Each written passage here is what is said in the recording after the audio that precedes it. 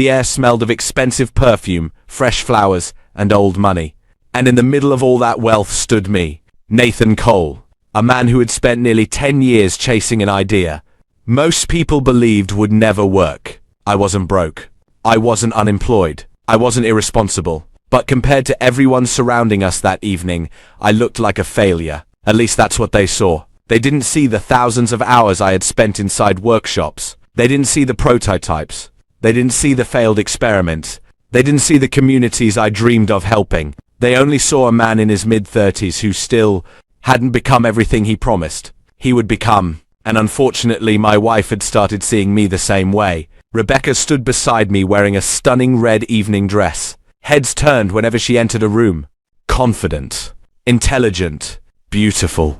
The kind of woman who could command attention without even trying. Years earlier, she had been my biggest supporter. Back when my dream was still exciting. Back when sacrifice felt temporary. Back when we both believed success was right around the corner. But dreams age differently than people. And after enough years pass, excitement can slowly become exhaustion. I noticed it happening little by little. The conversations became shorter. The smiles became less frequent.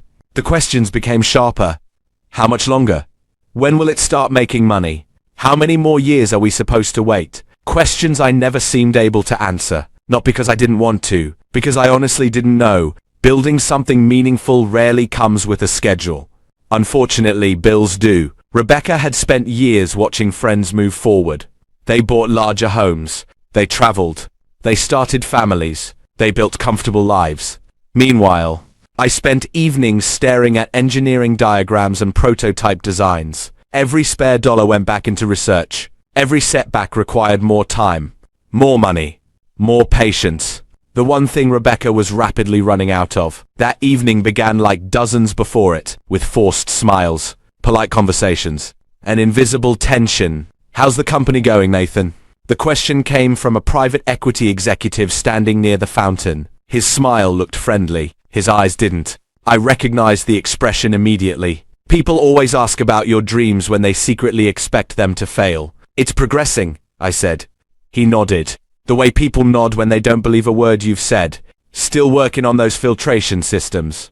Yes. 10 years now, isn't it? A few people nearby chuckled. Not loudly, just enough. I smiled politely. Something like that. He lifted his glass. Persistence is admirable. Translation.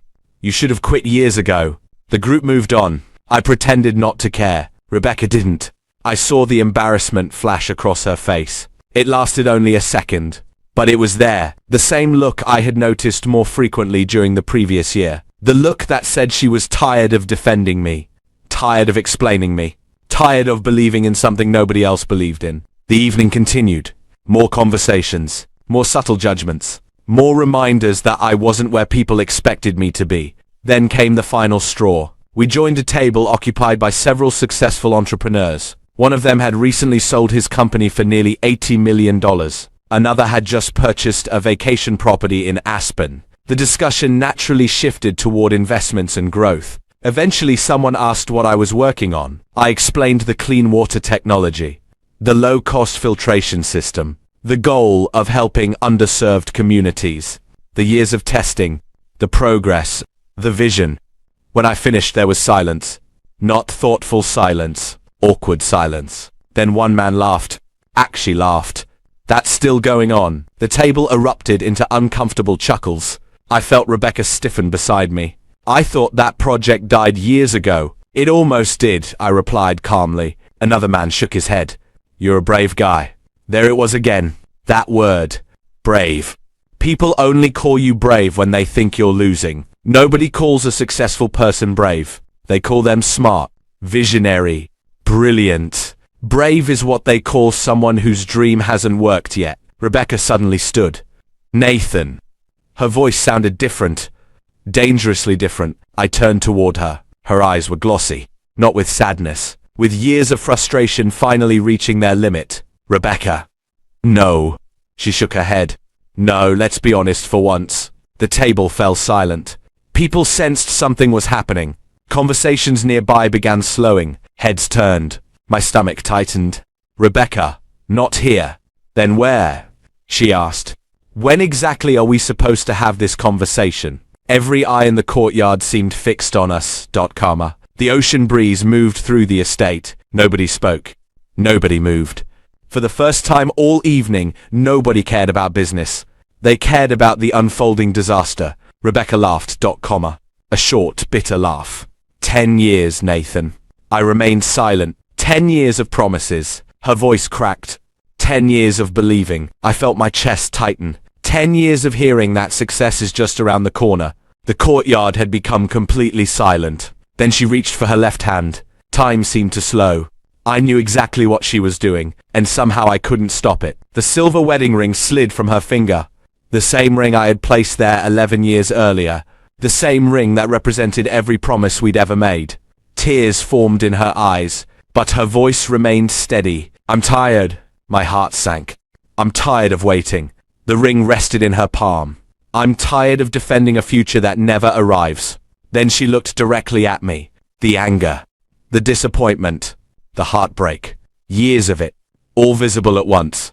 And then she said the words I would never forget. You are good for nothing. Gasps echoed throughout the courtyard. Before I could respond, Rebecca threw the ring. The silver band struck the stone pavement, bounced once, twice, 3 times, then rolled across the courtyard. Nobody moved. Nobody breathed. I stared at the ring, not because of the metal, because of what it represented. 11 years, gone in a single moment. And for the first time in my life, I had absolutely no idea what to say. 3 days after Rebecca threw her wedding ring across the courtyard of the Hawthorne estate, our marriage officially ended. Not through lawyers, not through screaming, not through dramatic confrontations, just silence. The kind of silence that appears when 2 people have exhausted every argument they know how to make. She packed her belongings while I sat in my workshop. Neither of us cried. That was probably the saddest part. The tears had already happened months earlier. What remained was exhaustion. When she finally carried the last box to her car, she paused at the driveway. For a moment I thought she might say something. Maybe goodbye. Comma. Maybe good luck. Maybe one final attempt to save what was left. Instead, she simply nodded. Then she drove away. And 11 years disappeared behind a pair of red taillights. The house felt different immediately. Bigger. Colder. Quieter. I walked through empty rooms that night and realized something terrifying. For years, I had been so focused on my mission that I never imagined life without Rebecca. Every plan I had ever created included her. Every future I imagined included her. Now she was gone, and I had no idea what came next. The following weeks were brutal. People often assume heartbreak arrives all at once. It doesn't. It arrives in waves. You feel normal while making coffee? Then suddenly remember there is no second mug to fill. You walk into a grocery store and instinctively reach for something they like. Then remember they aren't there. You hear a joke and almost send it to them. Then remember there is nobody to send it to anymore. Those moments hurt far more than the actual breakup, because they remind you how deeply someone became part of your daily life. I stopped attending social events. Stopped answering most phone calls. Stopped caring about what anyone thought. The only thing I continued doing was working. My clean water project had become the last meaningful thing left in my life. So I buried myself inside it. 12-hour days became 14. 14 became 16. I stopped tracking weekends. Stopped tracking holidays. My workshop became my entire world. Months passed. Then something happened. I ran out of money. Comma. Again. The prototype I had spent nearly a year developing failed during testing. A pressure valve cracked. The filtration chamber collapsed. Weeks of work vanished in seconds. I sat alone staring at broken components scattered across my workbench. For the first time in years, I seriously considered quitting. Not taking a break. Not slowing down. Quitting. Completely. Maybe Rebecca had been right. Maybe everyone had been right. Maybe some dreams simply weren't meant to happen. I spent nearly an hour sitting in silence. Then my phone rang.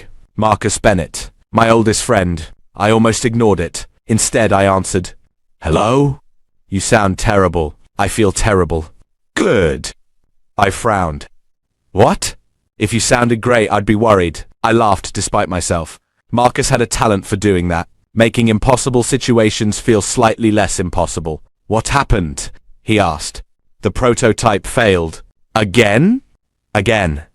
A pause. Then he asked the question I hated most. You quitting? I stared at the broken equipment. For several seconds I said nothing. That silence answered for me. Marcus sighed. Listen carefully. I'm listening. No, you're not. I smiled weakly. He continued. Nathan. Do you know how many times people told Thomas Edison he was wasting his life? Marcus. No. Answer. I don't know. Neither do I. He laughed. My point is nobody remembers the failures after something works. I rubbed my forehead. Maybe that's because most things never work. Maybe.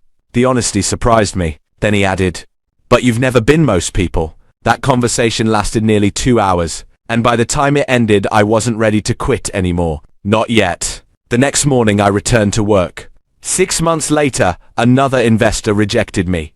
Then another. Then another. 32 presentations. 32 rejections. Some were polite. Some weren't. One investor actually laughed during my presentation. Another interrupted halfway through. You have passion, Nathan. I already knew what came next. People always begin bad news with compliments. But passion isn't a business model. I thanked him for his time, then left. By then I had heard every possible version of no. Too risky. Too early. Too ambitious. Too complicated. Too expensive. Not scalable. No market demand. Wrong timing.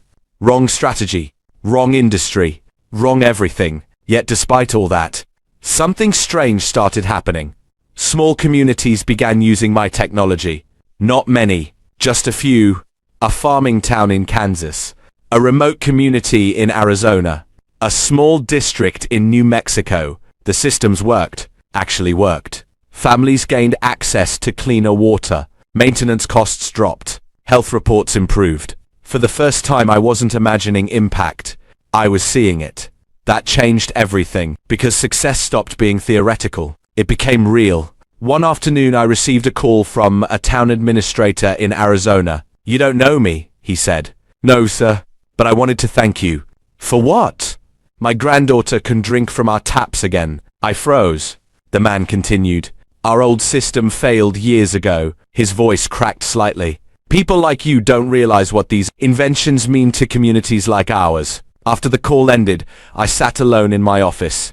For several minutes, I couldn't move, because for the first time, someone's life had improved because I refused to quit. Not because I became rich, not because I became famous, because I stayed. That realization carried me through the next year. Then came the email. At first, I almost deleted it. The sender was unfamiliar. The subject line sounded generic, but something made me open it. I read the message once, then twice. Then a third time. My hands started shaking. The email came from Global Water Alliance, one of the largest humanitarian organizations in the world. They had been monitoring clean water innovations across North America. Someone had recommended my work. They wanted a meeting. I honestly thought it was fake. After years of rejection, hope felt suspicious. Still, I replied. 2 weeks later, I found myself sitting inside a conference room overlooking Manhattan. 5 executives occupied the opposite side of the table. For nearly 3 hours they questioned me. The technology, the costs, the scalability, the implementation process, every weakness, every risk, every challenge. When the meeting ended, I felt exhausted and completely convinced I had failed. 3 days later my phone rang. I recognized the number immediately. My heart pounded. Hello? A woman's voice responded. Mr. Cole. Yes. This is Global Water Alliance.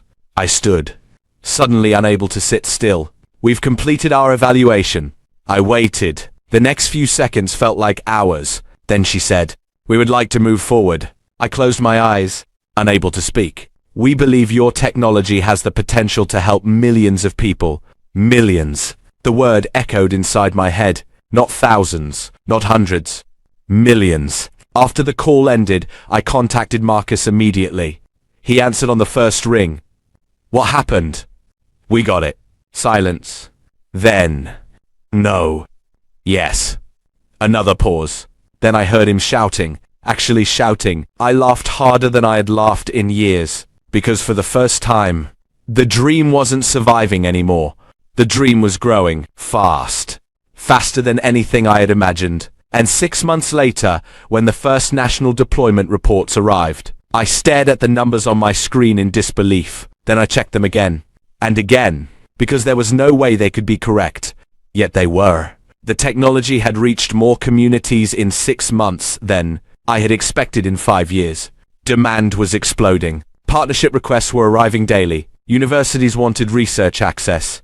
Government agencies wanted meetings. And for the first time in my entire life, the world was finally paying attention. But I had no idea that someone else was about to notice too. Someone who hadn't spoken to me in nearly 3 years. Someone whose face I still remembered every time I looked at an empty spot on my finger. Rebecca.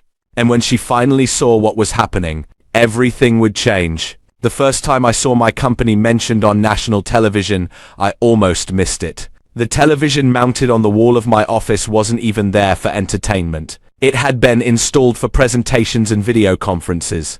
That afternoon, I was reviewing deployment reports from Colorado, when one of my employees knocked on the door. Nathan. I looked up. She was smiling. Actually smiling. What happened? Without saying a word, she pointed toward the television. I turned. A business news segment was airing. The host was discussing emerging American companies creating real-world impact. At first, I didn't pay much attention. Then I heard my name. I nearly dropped the report in my hand. Nathan Cole's water filtration technology is now operating in over 200 communities across the country. The screen displayed images of families using systems my team had built. Schools, hospitals, small towns, places that had struggled for years. For a moment I couldn't move, not because I was proud, because I was overwhelmed. For more than a decade nobody cared. Nobody listened. Nobody believed. Now suddenly millions of people were hearing about work that had once existed only inside a cramped workshop. The segment lasted less than 4 minutes, but when it ended the room erupted. Employees applauded. Several people cheered. One engineer actually wiped away tears. I smiled, then quietly returned to my desk. Because despite everything happening around me, I still felt like the same man who spent years fixing broken prototypes alone at midnight. Success hadn't changed that. If anything, it made me more grateful. Over the following months, growth accelerated beyond anything I had imagined. New partnerships arrived weekly. Universities requested research collaborations.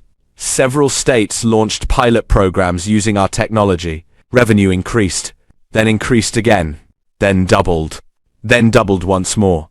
The numbers stopped feeling real. Every morning I expected to wake up and discover it had all been a dream. Instead, reality kept getting bigger. One afternoon, Marcus walked into my office carrying a newspaper. He tossed it onto my desk. I looked down. There was a photo of me on the front page of the business section. I groaned. Marcus laughed. Normal people frame those. I hate photographs. You hate attention. Same thing. He sat across from me. For a moment, neither of us spoke. Then he smiled. You know what's funny? What? 3 years ago, people were asking when you were finally going to quit. I laughed. Yeah.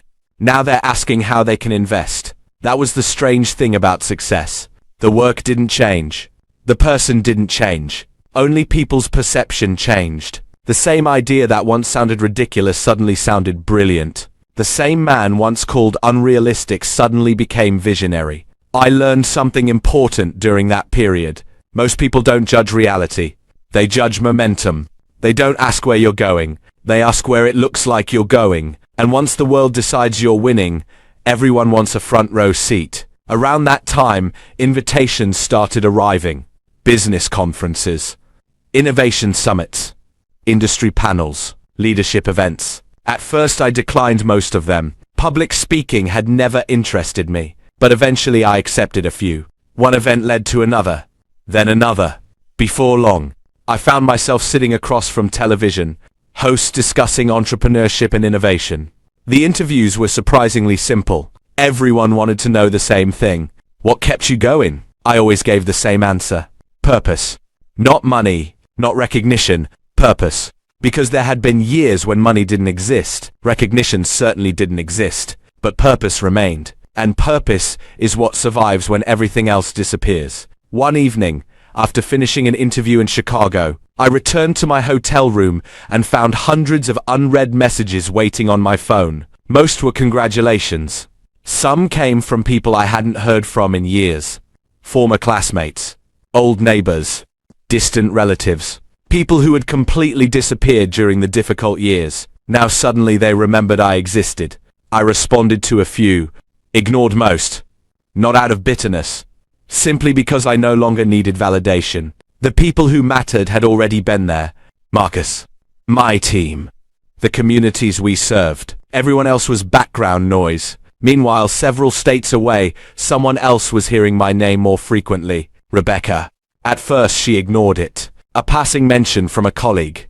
A news article shared online. A podcast recommendation. Nothing that seemed important. After all, she had spent years hearing about my project. Why would this be different? So she continued living her life, building her career, focusing on her own goals. Until one evening changed everything. Rebecca was traveling for work. Her flight had been delayed. She found herself sitting inside an airport lounge waiting for a late departure. The lounge television happened to be tuned to a national business network. She wasn't really paying attention. Most travelers weren't. People stared at phones.com, laptops, coffee cups. Then the screen changed. A familiar face appeared. My face. At first she thought she was imagining it. Then the interviewer spoke, and joining us today is Nathan Cole, founder and CEO of Aquanova Systems. Rebecca reportedly froze. Completely. The coffee cup in her hand stopped halfway to her lips. For nearly 15 minutes she watched the interview. Every answer. Every question. Every statistic. Every achievement. Communities served. Partnerships formed. Lives improved. National expansion.com. Industry recognition. The man speaking on that screen was the same man she had once watched sketch designs at the kitchen table, the same man who spent weekends inside workshops, the same man she believed was chasing a dream that would never arrive, except now the dream had arrived, and the entire country was watching. When the interview ended, she remained seated, staring at the blank screen, trying to understand what she had just witnessed, not because of the money, not because of the success, because she suddenly realized something. Nathan hadn't changed. He had simply continued, long enough for the world to catch up. Over the following weeks, she saw my name everywhere. Articles, videos, podcasts, conference announcements, and every new appearance confirmed the same reality. The mission had worked. Against all odds, it had worked. Then came the phone call that changed my life once again. It arrived on a Tuesday morning. I almost ignored it because I was reviewing engineering reports. Fortunately, I answered. The woman on the other end introduced herself. She worked for Forbes. Initially, I assumed someone was playing a joke. Then she explained why she was calling. For months, their editorial team had been researching entrepreneurs creating measurable impact across America. They wanted to feature my story, not as a small article, as something much bigger. I thanked her politely, then spent the next hour convincing myself it wasn't real. Marcus laughed when I told him, "You know what's coming, right?" "No. You're about to become impossible to avoid." Unfortunately, he was right. The interviews intensified. The requests multiplied. The attention exploded. Yet through all of it, I remained focused on one thing. The mission, the communities, the technology. Everything else felt temporary. Then one morning, Forbes released its annual feature. The article went live shortly after sunrise. I was in the office before anyone else when Marcus burst through the door. He wasn't walking. He was practically running. "Nathan." I looked up. "What?" He tossed a magazine onto my desk. The cover slid across the surface. I stared at it. For several seconds I couldn't breathe, because there I was, my photograph, my name, my story, printed on the cover. The headline celebrated innovators transforming lives through purpose-driven entrepreneurship. For a long moment, I simply stared, not at the photograph, at the journey behind it, the failures, the rejections, the heartbreak, the sacrifices, every painful step that had led to this moment. Outside my office, employees were cheering. Phones were ringing non-stop. Messages were flooding in. Across the country, people were sharing the article, reading the story, talking about the company. And somewhere looking at that same cover, Rebecca finally understood. The dream she once believed would never arrive had become larger than either of us could have imagined. And neither of us knew that fate was quietly arranging one final meeting. A meeting that would happen months later, not to reopen old wounds, but to finally bring peace to a chapter both of us had carried for years. The Forbes cover changed my life, but not in the way most people imagined. The money was nice, comma. The recognition was nice. The interviews, the conferences, the invitations from people who once ignored me, all of that was nice too. But none of those things brought me the greatest reward. The greatest reward was peace. For years I had lived with uncertainty. For years I had wondered whether all the sacrifices would mean anything. For years I had questioned myself every time a prototype failed, every time an investor rejected me, and every time someone told me my dream was unrealistic. Now, for the first time in a very long time, those questions were gone. I no longer needed proof. I no longer needed approval. I no longer needed anyone to tell me I was enough. I already knew. 3 months after the Forbes article was released, I was invited to speak at the National Innovation Summit in Washington, D.C. More than 4,000 people attended. Entrepreneurs, students, investors, engineers, business leaders, people from all over the country. As I waited backstage reviewing my notes, an event coordinator approached me. "Mr. Cole, someone would like to see you before your presentation." I assumed it was another reporter. Instead, when I turned around, I saw Rebecca. For a moment, neither of us spoke. Years had passed since the night she threw her wedding ring across the courtyard. Years since our marriage ended. Years since we had gone our separate ways. She smiled first. "Hi, Nathan." I smiled back. "Hi, Rebecca." There was no anger between us, no resentment, no bitterness, just two people who had once shared a life together. "You've done well," she said. "Thank you." She laughed softly. "That's probably the understatement of the century." I smiled. She looked at me for a moment before continuing. "You know, when I saw your face on Forbes, I didn't feel jealous. I remained silent. I felt proud." The honesty in her voice surprised me. "I mean it," she continued. "I was sitting in an airport when your interview appeared on television. I watched the entire thing." I laughed. "I've heard that interview wasn't bad." "It wasn't." Her eyes became thoughtful. "The thing that impressed me wasn't your success." "What was it?" "The fact that you never gave up." For a moment, neither of us spoke. Then she shook her head. "I spent years believing you were chasing something impossible." I nodded. "I know. And I was wrong." The words were simple, but they carried weight. Not because I needed to hear them, because they were sincere. She wasn't apologizing to get something. She wasn't trying to come back. She wasn't asking for another chance. She was simply acknowledging the truth. "You became exactly who you said you would become," she said. I smiled. "Not exactly." She raised an eyebrow. "No." I shook my head.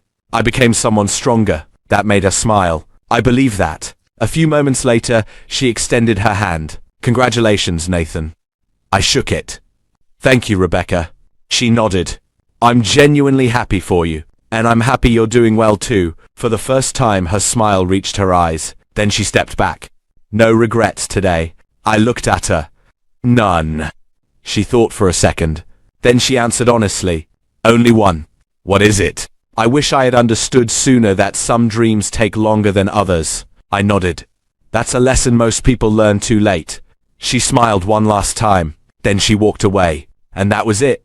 No dramatic ending. No reunion. No second chance. Just respect. Just closure. Just two people finally understanding each other. A few minutes later, I walked onto the stage. Thousands of people filled the auditorium. The applause echoed through the room. As I stood behind the podium, I looked across the audience and thought about the journey, the failures, the sacrifices, the lonely nights, the doubts, the setbacks. Every painful moment had helped shape the person standing there. Then I began speaking. "People think success changes your life." The room became quiet. "But success is not what changes your life." I paused. "Persistence changes your life." The audience listened carefully. Most people quit when progress becomes invisible. Most people stop when results take too long. Most people abandon their dreams because they expect certainty before they continue. I looked around the room. But certainty comes after commitment, not before it. Several people nodded. I continued. If there is one lesson my journey has taught me, it is this: never allow another person's opinion to define your future. The room remained silent. People can only judge what they see today. They cannot see what you might become tomorrow. I paused again. Sometimes the difference between failure and success is simply staying in the game longer than everyone expects. The audience erupted into applause. As I stood there, I realized something important. The greatest achievement of my life was never appearing on the Forbes list. It was becoming the kind of person who refused to quit when quitting would have been easier, because money fades, fame fades, recognition fades, but character remains. And in the end, the most valuable thing you build is not a company, it's yourself. This story teaches that success is rarely instant and that meaningful goals often require years of patience, sacrifice,